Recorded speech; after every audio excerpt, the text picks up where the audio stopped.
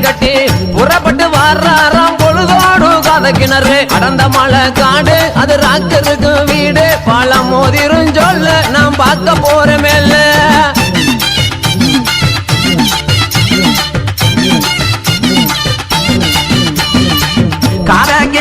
விட்டு ககச்சங்கேந்தல் தானும் விட்டு காதக்கிங்கரும் விட்டு ககச்சங்கேந்தல் தானும் விட்டு கற்கங்கரம் வந்து காரா மூன்று மாகி எல்லைக்குமே ஏழு மலை வாசாகி எங்கள் குலகேசா திருப்பதி மலை வாசா ஜெகம் புகழும் ஸ்ரீனிவாசா